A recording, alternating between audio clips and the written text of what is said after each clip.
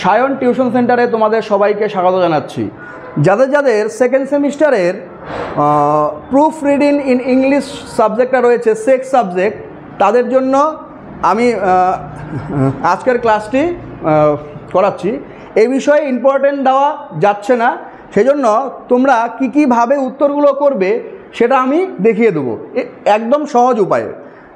দেখো, তোমাদের 1, 2, 3 এই তিনটা পার্টে তোমাদের প্রশ্ন থাকবে।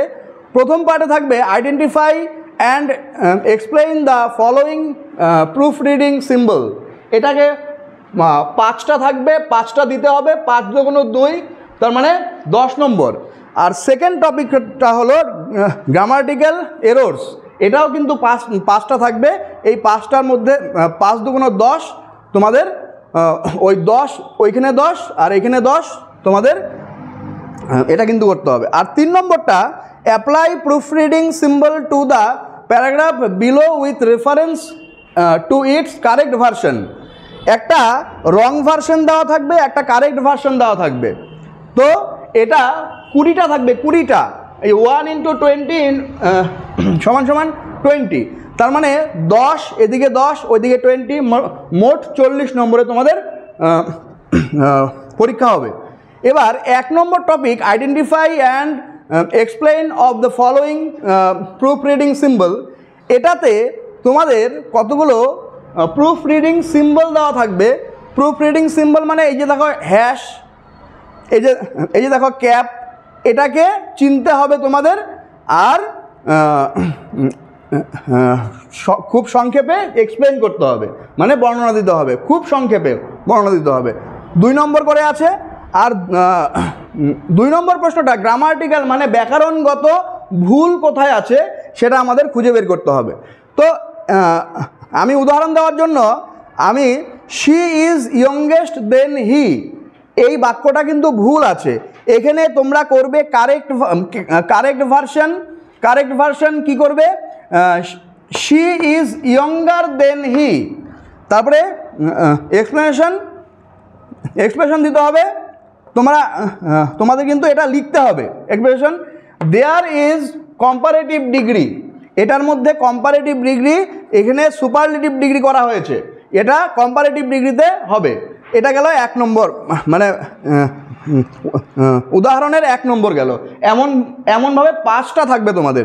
এবার আসো 3 নম্বর টপিকে apply proof reading symbols to the paragraph below with reference to its correct version. প্রথমেই বললাম রং ভার্সন থাকবে, কারেক্ট ভার্সন থাকবে। প্রশ্নের মধ্যে রং ভার্সনও থাকবে, আবার কারেক্ট ভার্সনও থাকবে। তো রং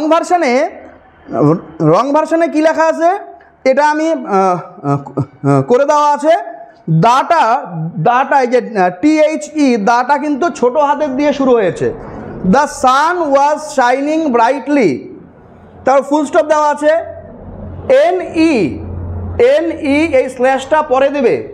NE মানে no news is good news, এটা ভুলবশত NE হয়ে গেছে। No news is good news, এর জায়গায় ও হবে, তো গুড নিউজ।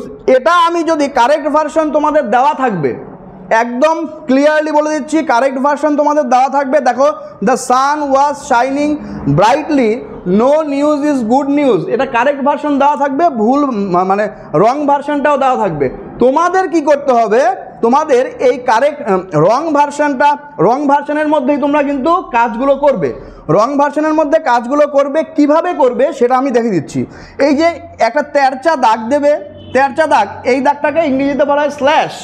এই স্ল্যাশ দিয়ে এটাকে বড় হাতের করতে হবে, তাই তো? ছোট হাতের আছে, বড় হাতের করতে হবে। বড় হাতের লিখলে ক্যাপ লিখতে হবে, শুধুমাত্র ক্যাপ লিখে দিলেই তোমরা 1 নম্বর পেয়ে গেলে। ক্যাপ মানে ক্যাপিটাল লেটার। এবার এই বাক্যের মধ্যে আর কোথাও ভুল নেই। এবার দেখো NE দেওয়া আছে, NO হবে। ইটাকে ডিলিট করতে হবে। ডিলিটের চিহ্ন কি? এমন চিহ্ন। ডিলিটের চিহ্ন এমন চিহ্ন, এমন চিহ্নের হাইফেন দিয়ে ও লেখো। তার মানে ইটাকে ডিলিট করে, এই যে এই স্ল্যাশ দাগটা দেওয়ার অর্থ হলো ইটাকে ডিলিট করতে হবে। এই যে ডিলিটের চিহ্ন, এই ইটাকে ডিলিট করে ও লিখতে হবে। No news is good news, এমনভাবে 20টা তোমাদের প্রুফ রিডিং করতে হবে। সেই জন্য 20টার জন্য 20 নম্বর, তোমাদের 40 নম্বরে পরীক্ষা হবে। তো এতটুকুই ছিল আমাদের প্রুফ রিডিং ইন ইংলিশের জন্য ক্লাস। তোমাদের পরীক্ষা ভালো হোক। ভিডিওটি যদি ভালো লাগে বন্ধুবান্ধবের সঙ্গে শেয়ার করে দিও। ধন্যবাদ।